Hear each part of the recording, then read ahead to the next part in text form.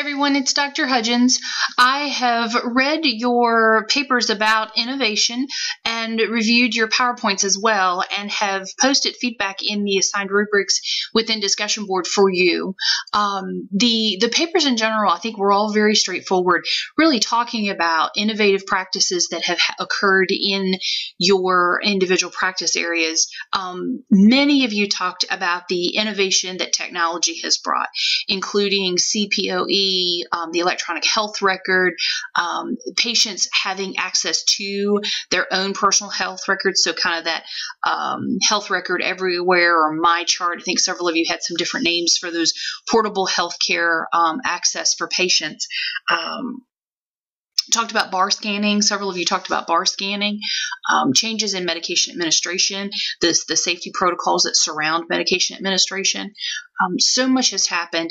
I have been a nurse for 23 years, and I remember the med carts where the pharmacy came and did the drawers every day. So you would open up a patient's drawer and all their medicines would just be strewn in there all over the place. And it was an Easter egg hunt trying to find the patient's medications for every single dose. So the innovation in just medication administration, then writing orders and how we check orders. I remember, the 5- and 6-page carbon copies where every night shift, the nurses would go through all the previous doctor's orders and review them and make sure they'd been transcribed correctly and sign them off. And wow, I'm glad those days are gone. But as we have innovated, we've had growing pains and we've had to adjust to a new way of doing things. So it was really interesting to see your perspective on that. Your classmate Julie did a really good job of introducing this concept. Julie wrote that at a time when healthcare is facing the most drastic changes in recent history, it is imperative that all healthcare facilities look ahead to a more efficient, effective, safe, and cost-effective outlook on the delivery of care. Looking at innovative ways of providing care is one of the only ways that many healthcare organizations will stay viable in the healthcare environment. Innovation can be thought of as a new way to look at an old process or an entirely original, unique approach to getting the job done. I think that really encapsulates the idea behind healthcare innovation and what it means to kind of be forward thinking and creating new ideas and new concepts, either based on a current process or creating a whole new process. We as healthcare leaders are truly at the forefront of blazing a trail. And it may not be that we have an innovative idea, but that we create a culture of innovation within our team so that new ideas can float to the top, that we're not idea squelchers, that when someone comes to us and says, hey, I think we have a better way of doing this, we invite them in, we create an environment where a dialogue can happen, and they're comfortable exploring ways to do things better, to improve patient outcomes. So I think Julie did a really nice job of kind of giving a capstone to that concept. From a format APA standpoint, y'all's general APA is looking good. Two things when you write a paper. I want to talk a little bit about a running head. And that's the title and the title at the very top of the page. On page 1, it actually says running header and has a semicolon and a header. On page 2, and then the rest of the paper, the title running head disappears. What I'd like to remind you is that very often we pick paper titles that are lengthy. And when we take that paper title that's lengthy and we copy it into the running head and allow that to be what runs along the top of our page, sometimes that's not the best way to index our paper. I know right now you're thinking the only audience is an audience of one, which is me, but I want you to be thinking about what it would look like for publication. Running headers are used to archive and find keywords. So if your running header is just a rewording or the identical long, lengthy title of your paper, it's going to be harder for the search engines and users to find your papers. So my encouragement is when you write, especially if you have a long header, a long title page, go up into the running head and use an abbreviated version of that title of your paper that would help someone realize what's in your paper. Again, that's progressive graduate level writing, so I'm giving you some tips. This is what I'd like to see you do. If you've titled your paper Reflective Exercise 1, I think it's probably okay to put right back in the running header, Reflective Exercise 1. I would encourage you to try to be a little bit more creative in titling your papers, because I think it makes it more interesting. It also guides your reader. I have lots and lots of reflective exercise 1 papers. So be brave, go blaze your own trail, create a new title, but think about what that looks like in the running header and ask yourself, do you need to abbreviate it so it's easier to search for? On PowerPoints, the only consistent error that I saw several times was the failure to include in-text citations on your PowerPoint slides. If you're presenting a presentation to your audience and you're talking about concepts that are not your own or data that you have recovered, those slides need to have an in-text citation associated with them. Now, there's lots of conversations about where those in-text citations go. Do you put it right after the bullet point that's specifically from that? Do you put it at the very bottom? Do you leave it at the same font? Do you make it bigger font? I don't care how you do that. That's a formatting approach. What I want you to know is it needs to be there. As a reader, if I'm sitting in your audience and you're talking about data, I want to look and see that in your in-text citation that I know that you got your information from the Institute of Health or the IOM. I want to know where it came from, and that's appropriate credit to the author. The vast majority of you remember to do a reference list, which is great, so you didn't plagiarize anything, but for proper formatting and in-text citation credit, that's a format that needs to be done.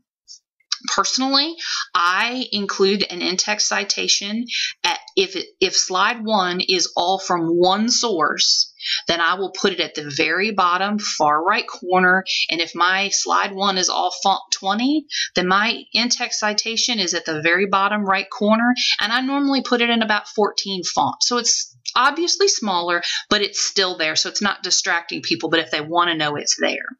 If I have slide 1 and the information came from 3 different sources, then after each bullet point, I'm going to identify where those individual facts came from by the individual in-text citation. Again, my preference is I make the font a little bit smaller so it doesn't compete with the content, but my reader or my audience can recognize the information and where it came from. So again, as you move forward, the next time you do a PowerPoint slide in either your graduate work or publication, know that we need to be using in-text citations. Okay, that's a wrap up for this week. Looking forward to next week. Your first practicum log is due. I want to encourage you to read the resources that are available in Blackboard for you. Know that there are 2 areas when we look at the practicum logs that typically students struggle with. First, know that there should be a page for each day of practicum you've done. If you have been in the practicum area 3 days in the past couple of weeks, then there needs to be a page for all 3 days.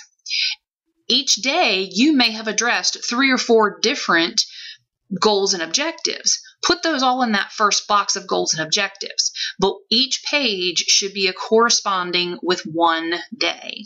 So if you've done 3 days in practicum, then you should have 3 individual pages, and each page addresses the chronology of everything that you did while you were in the practicum site. Know that it is more than a step-by-step process of everything you did. I want to know a general summary of how you spent your day, but I'm more interested in, as you spent your day, what did you learn? What were your aha moments? Folks, the real value of the practicum experience is not sitting in a captain's chair listening to everything. It's integrating what you're experiencing into your own profession, into your own practice, and giving it new meaning. Those are your aha moments. So an example of that would be that you're sitting in a leadership meeting. Let's say that it's